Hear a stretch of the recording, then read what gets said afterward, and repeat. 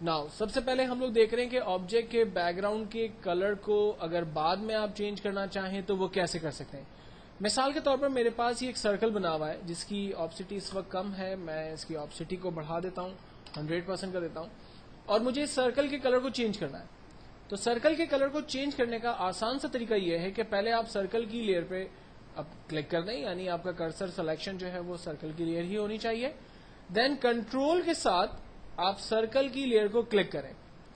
اس طرح سے آپ کا آبجیکٹ جو ہے وہ سلیکٹ ہو جائے گا. دین آپ کوئی بھی نیا کلر جو اپنی مرضی سے سلیکٹ کرنا چاہیں وہ آپ اپنا کلر سلیکٹ کریں, الٹ بیک اسپیس, کلر فل کریں, کنٹرول ڈی سلیکٹ کریں. تو اگر کوئی آبجیکٹ کریٹ ہو گیا اور بعد میں آپ کو خیال آتا ہے کہ جی مجھے اس کا کلر چینج کرنا ہے تو it's not a big deal. First آپ لیئر کو سلیکٹ کر لیں, دین کنٹرول کے ساتھ دوبارہ اس لیئر پہ کلک کریں. اس طرح سے آبجیکٹ سلیکٹ ہو جائے گا.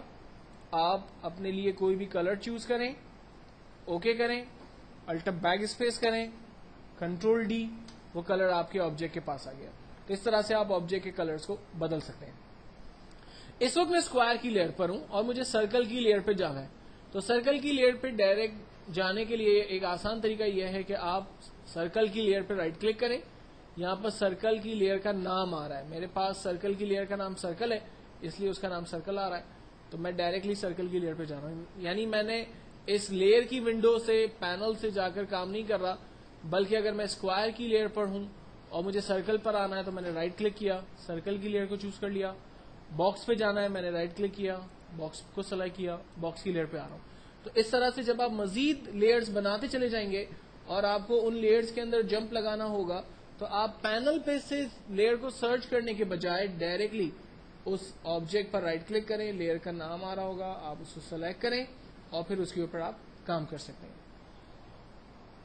نیکسٹ ہم آگے بڑھتے ہیں. اگر سرکل کی یا کسی بھی آبجیکٹ کی ڈپلیکیٹ بنانی ہے تو اس کا طریقہ کار کیا ہوگا. لائک میرے پاس یہ سرکل کا آبجیکٹ ہے, اس کی ڈپلیکیٹ بنانے کے لیے ہم لوگ آبجیکٹ پر رائٹ کلک کرتے ہیں اور ڈپلیکیٹ لیئر پہ کلک کرتے ہیں.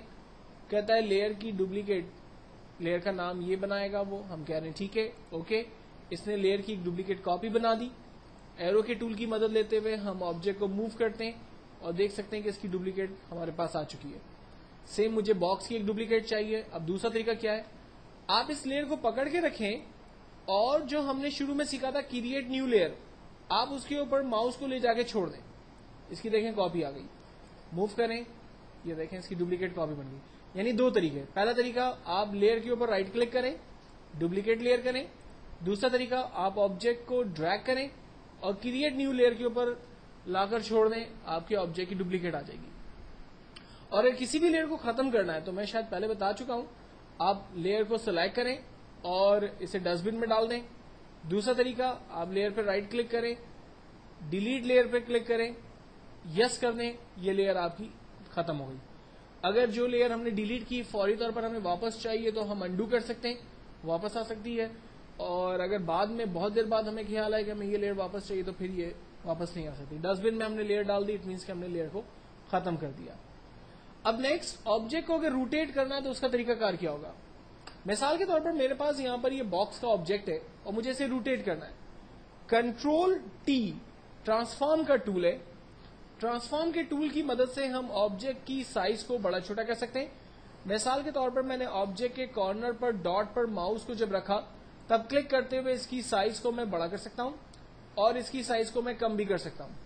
اور اگر مجھے اسے روٹیٹ کرنا ہے تو میں کارنر پہ ماؤس کو رکھوں گا. جب ماؤس کا سائن اس طرح سے ایرو میں تبدیل ہو جائے گا تب ہم کلک کرتے ہوئے آبجیکٹ کو روٹیٹ کر سکتے ہیں جس بھی اینگل میں ہمیں اسے روٹیٹ کرنا ہے.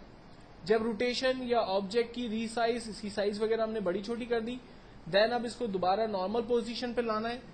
انٹر بٹن پریس کریں گے, ٹرانسفارمیشن ہماری ختم ہو جائے گی اور آبجیکٹ پرماننٹلی ہمیں اسی طرح سے نظر آ رہا ہوگا.